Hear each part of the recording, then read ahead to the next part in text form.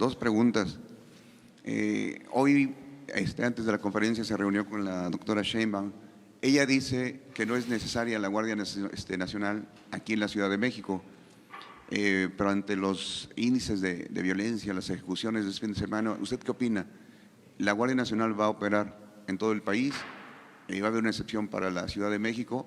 Esa es una pregunta. La segunda, hay una preocupación en los trabajadores de gobierno porque se termina el seguro de separación individualizado. La pregunta es, ¿usted tiene contemplada la participación del sector asegurador para que los trabajadores del gobierno puedan ahorrar el 1%, el 3% o el 8% que estaban ahorrando y que vía aseguradoras puedan tener garantizada una especie de pensión, un retiro? Ellos lo tenían como concepto de seguro de separación individualizado. No era un privilegio, sino era un sistema donde entraba el sector asegurador. ¿Qué hay al respecto? ¿Tiene contemplado usted eso? Bueno, lo de la Guardia Nacional es, como su nombre lo indica, nacional.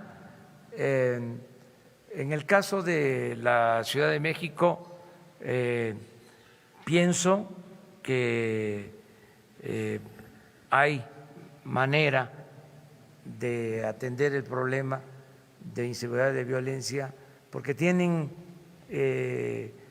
suficientes elementos, son 86,000 elementos de las policías. Yo les comentaba que a nivel nacional el gobierno federal para seguridad pública cuenta con 20,000 elementos. Entonces aquí hay elementos suficientes. Creo que a eso se refiere Claudia, o sea, y pienso que se va a resolver el problema de inseguridad y de violencia en la ciudad. Es decir, los graves hechos que se están registrando en la ciudad, o sea, como no se había visto. Se desorganizó mucho todo el sistema de seguridad en la ciudad, pero yo estoy seguro que se va a corregir acerca de eso. Lo del seguro se elimina porque significaba un abuso. Todos los trabajadores tenemos derecho pues al seguro médico, todos los trabajadores al servicio del Estado. Pero esto era un seguro que tenía que ver con el ahorro. ¿En qué consistía?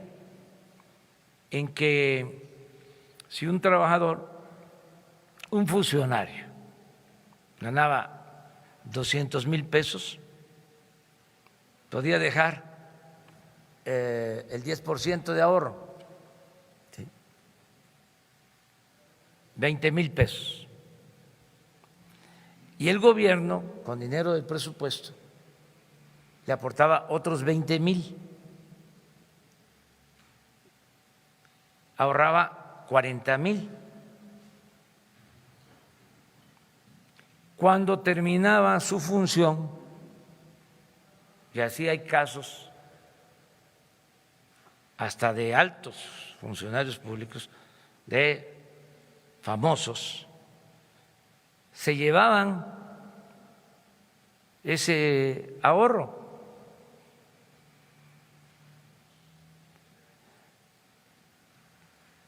Era del Ejecutivo, del Legislativo, de todos los poderes, este mecanismo. Costaba 6,000 millones de pesos mantener esta caja de ahorro especial. Entonces eso ya no se puede. Entonces yo entiendo que haya pues, inconformidad, pero no es posible eso. Y estos temas, por eso es bueno que haya protestas, porque no se conocían, la gente no lo sabía. Ahora, porque estamos hablando de estos temas, la gente se está informando.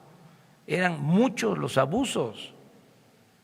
Yo siempre he dicho, el gobierno estaba ensimismado, todo el presupuesto se quedaba en el gobierno y había una especie de enajenación, se veía como algo normal, cuando el gobierno tiene como función pues apoyar a los ciudadanos, garantizar la felicidad del pueblo. Esa es la función principal del gobierno. No mantener una burocracia dorada, ¿no?, onerosa, que impide además el buen desempeño del gobierno. Ahora que estuve en Oaxaca me sentí feliz porque entregué de manera directa a las autoridades de los municipios de usos y costumbres sus recursos para construir caminos. No se podía, los recursos para las autoridades de los pueblos indígenas había que pasarlos por toda la estructura administrativa del gobierno y ya no llegaba nada. ¿Y saben qué se decía? Por ejemplo, en el caso de los caminos, de que no se le podía entregar a las autoridades su presupuesto porque no tenían capacidad técnica para hacer un camino. Los que construyeron Monte Albán, los mejores trabajadores de la construcción del mundo, así están calificados en Nueva York, los trabajadores de la construcción de Oaxaca, no tienen capacidad técnica para hacer un camino. O sea, todas estas soflamas o sofismas, si se dice más conceptual, se utilizaban para la corrupción, porque desde los gobiernos se hacían las contrataciones de empresas que entregaban sobornos a funcionarios,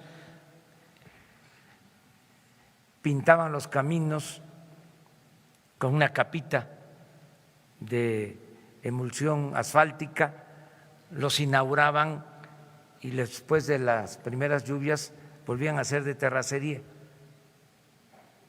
Entonces ya se acaba eso.